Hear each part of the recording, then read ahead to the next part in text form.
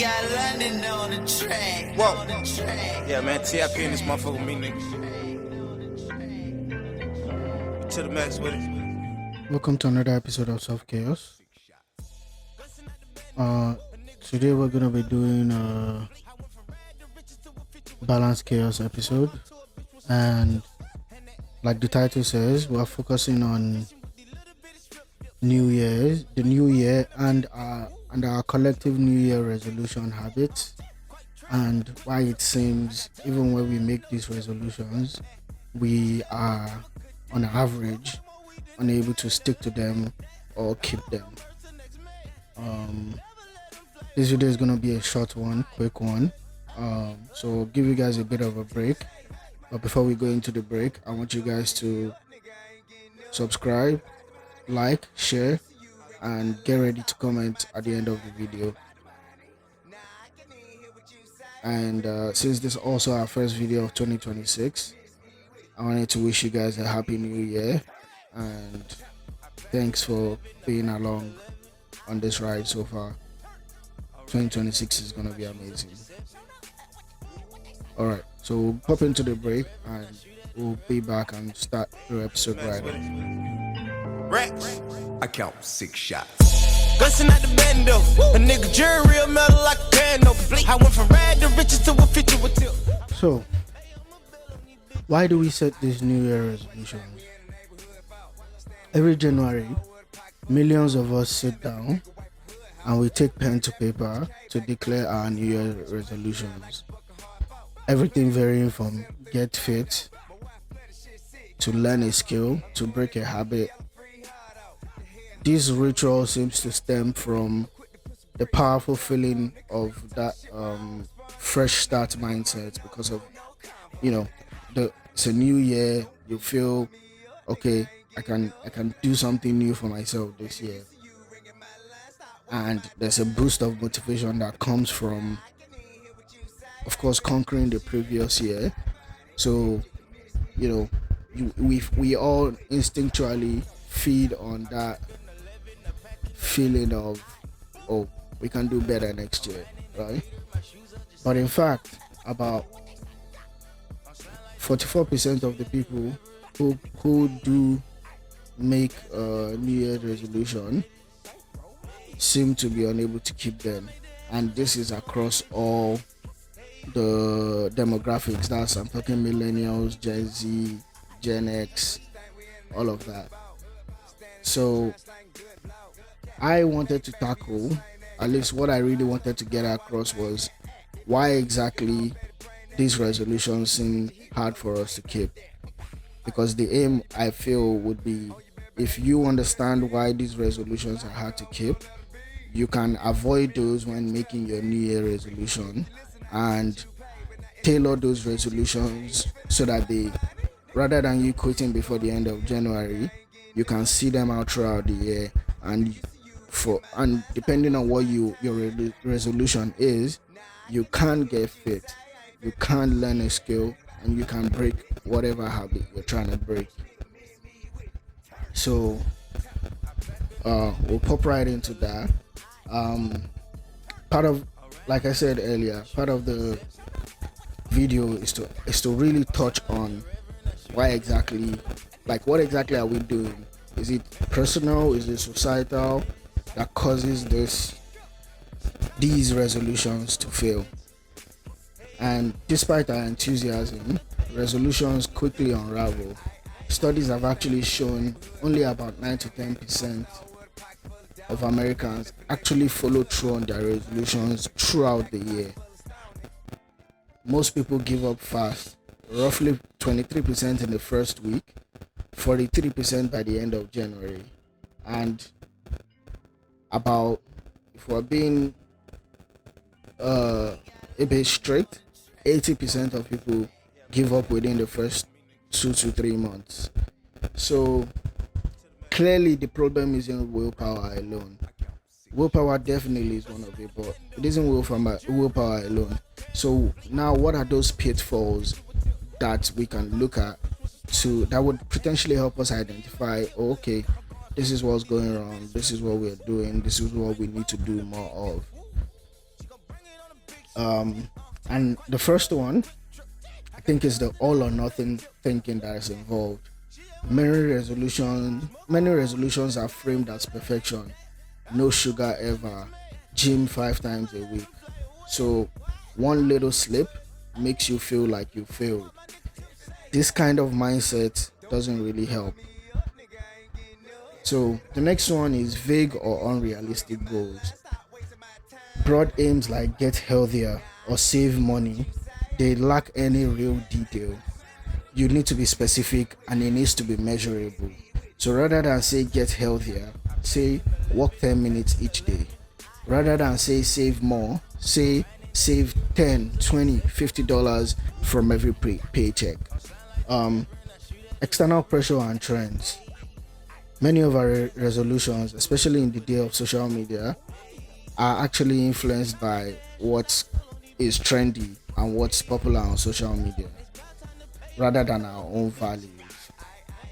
So goals driven by expectations of others, they are going to lose momentum, because no matter how much you want to be impress other people, eventually, because it's not coming from you, it's not a thing you really want, it's not coming from deep down in your soul, you're going to lose interest in it, right? So be careful about that. Tailor your goals to what you know you actually need in your life. Lack of planning or support. If you, like the saying goes, if you fail to plan, you plan to fail. And it's as simple as that. You can make your goals specific and measurable. You can avoid external pressures. You can avoid all or nothing thinking. But if you don't plan, right? Let me give you an example. Next year, my goal is I want to work out gradually, but eventually I want to get to a stage where I'm working out every day. But I want to start off by working out 3 to 4 days a week. But if I don't plan for that, I'm going to fail. And what does planning for that look like? I need to find a space in the house that I can comfortably work out without anybody encroaching on that time and that space, or me encroaching on anyone else's time or space. I need to make sure I get, at the very least, a mat, so I'm not directly on the ground. I need to start putting money aside so I can get some home gym equipment, some dumbbells, some rollers, stuff like that. I need to go download an app that will walk me through the exercise process and also add a bit of a motivation part to it. Make it so I can track my goal each time I work out and see just how much progress I'm making. That's what planning is, right? So, and depending on what your goal is, you might need support from your friends, you might need support from your family. Sit them down, discuss these things with them, because if you don't plan and if you don't have that support, it is going to be 10 times harder for you to get those goals done. It is going to be way more difficult for you to achieve those goals. So these little things are what make these things possible. So in short, most failures are predictable. And it's not because we are bad people. We are all humans. Our habits, environments pull us back to familiar patterns. When I thought about this topic, I wanted to really identify, is there any part of this process that is influenced by strictly by external factors? For example, does it, like, okay, let me give you an example now. You say you want to save more money, right? I wanted to know, even if someone does all these things, takes all these measures we just spoke about in the last one, they make it measurable, they make it achievable, they are not being vague about it, all those stuff, right? Is there external factors, systemic factors that make it so even that $10 or $20 you want to put aside every month in your savings will be practically impossible for you to do? So that was really the thing that bubbled up this question for me, because I thought to myself, why do we struggle so much? And I think the answer lies in personal habits and partly in systematic forces. On the personal side, factors like we mentioned, like poor planning, lack of habit cues, momentary weakness, They all matter, right? But then we have societal and environmental pressure, which I think play a huge role in anything we do as human beings, right? Millennials and Gen Zs, for example, are shaped by trends and influencers and cultural ideas. Yes, you may have a resolution to want to eat clean because of a celebrity diet or to hustle harder because the culture glorifies productivity. These kind of external motivators, they tend to backfire. And that's what I really wanted to look into, right? Because it doesn't align with your true need. You want to hustle harder. What the hell does that mean? Why? What exactly is the root cause of why you're feeling that way? Now, what do I mean by that? Right? I want to eat cleaner. Why? I need to understand why. I want to start going to the gym. Like I said, my New Year resolution for next year is to start working out. Why? Because I feel very unhealthy.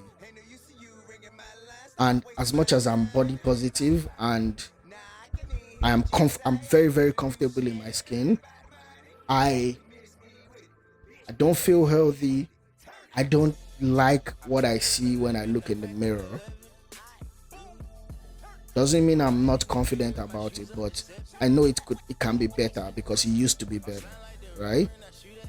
And for me, it also is a part of willpower because I know that I'm the kind of person that when I tell myself I want to do something, be it reducing the amount of food I'm eating, working out every day, I'm the kind of person that I will stick to it, and I'll stick to it for a very long time.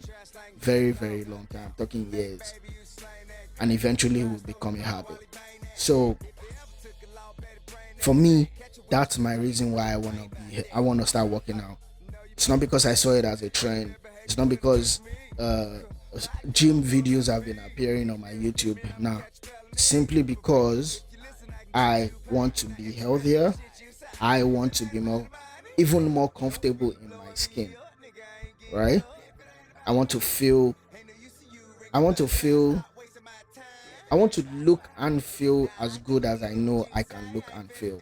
So for me, that's what it is, right? So in other words, I think both personal and systematic factors matter, because when we fail, it's easy to blame ourselves. But we must remember that obstacles do exist that are beyond our control. We need to be more conscious so that we can recognize what these obstacles are, because they come in many forms. Societal influences like advertisement, social media, cultural norms can help us choose a goal. But at the same time, we need to work on personal skills of goal setting and habit formation to tackle systemic issues. Things like even being the person, like there's so many things we can do. Yeah, I don't want to go too deep into this. You guys can think and reflect on this on your own time. But like I said, the video is not going to be a long video, but I want you guys to just hone in on that. What exactly do you think you can do this year that will be different? If you made a resolution last year, if you made a resolution for 2 years, 3 years, 4 years in a row, and you've not been able to keep up with it, what do you think you can do differently this year? I think you need to be more conscious about the resolution you're making. You need to be more definite. You need to be less vague. You need to be more, the goals need to be measurable. You need to plan. So don't just set a goal. You need to plan and let yourself know what resources you have that would help you achieve that goal, how you can leverage those resources to help you achieve that goal. So that's really it. So I'm going to put some strategies down here that I found during the research for this video. Number 1, set clear, specific actions, right? Like I said earlier, rather than saying I'll get fit, define the goal. I want to exercise 3 times a week for an hour. That's it. That's an actual measurable goal. Number 2, anchor habits to cues. Identify a trigger for new behavior. For example, use your morning alarm to start your workout. You can switch that cue.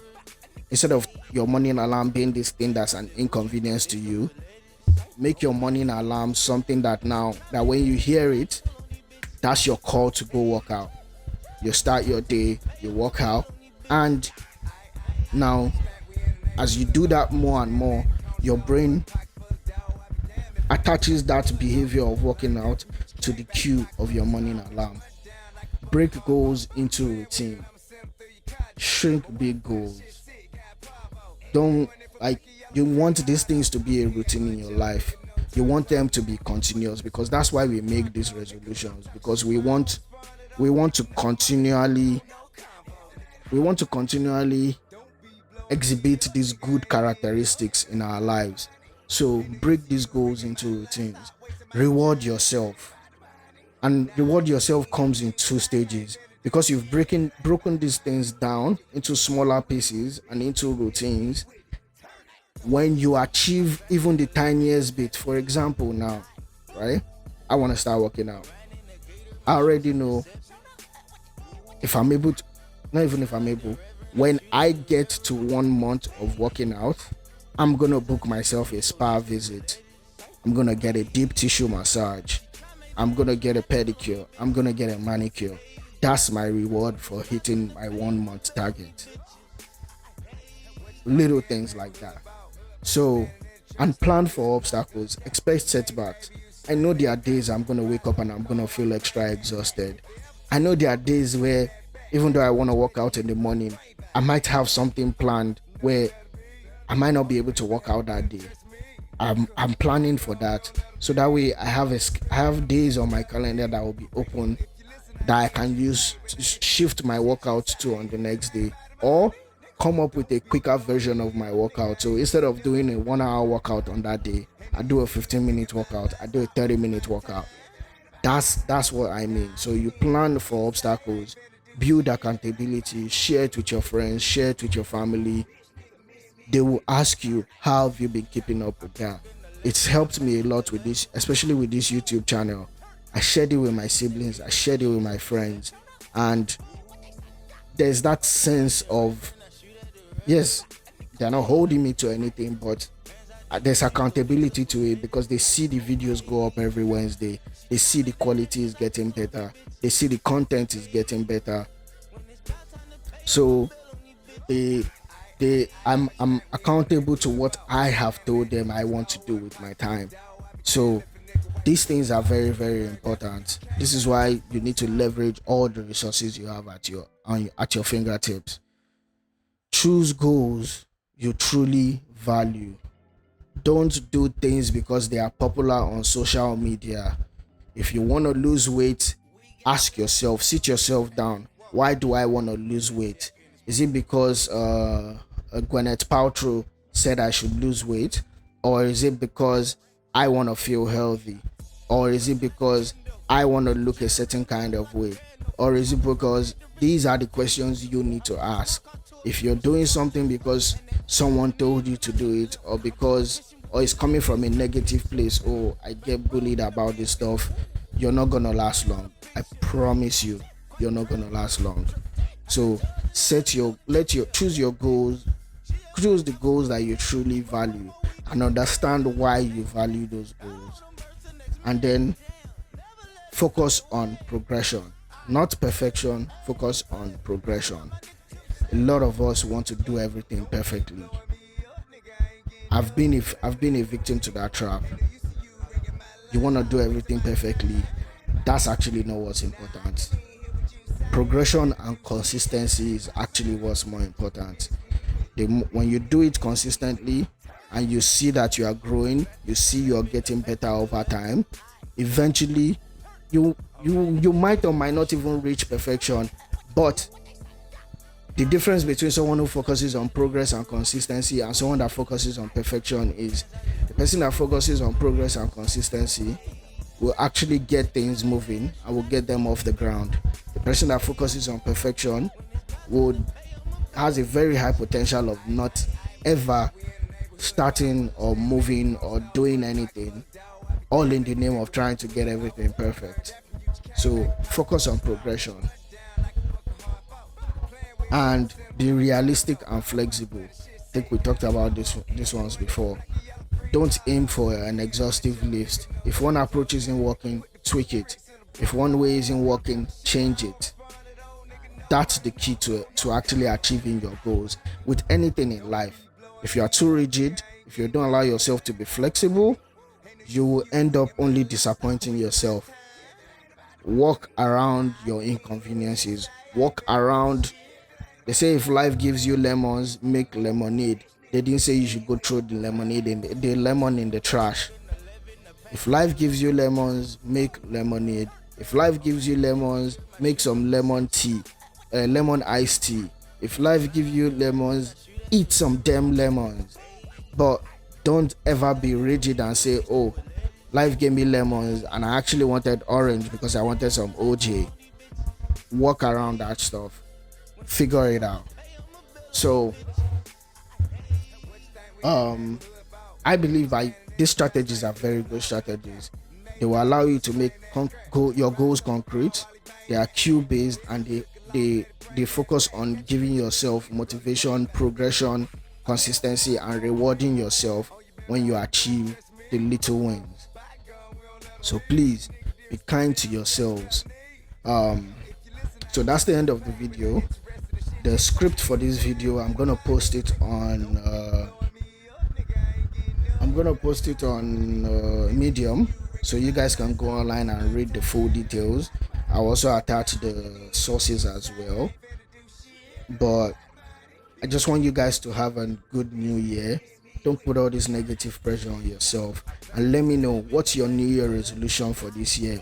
Put it in the comments. Let's chat. I'm gonna put mine in there too. I already mentioned it, but I have a couple ones I want to work on, but I'm focusing more on the exercising consistently this year.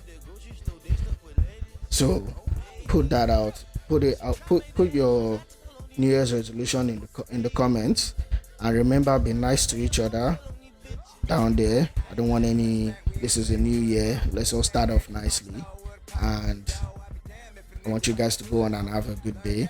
And thank you for watching this episode with me. And also don't forget to like, share, and subscribe. Have a good day. Bye. New videos uploaded every week. So subscribe, like, share, and comment. Thanks for being here. I hope you enjoy the journey. She just wanna have a good day. Smoke way more weed than the guy in the lake. I hold them birds till next May. Never let them fly away. What?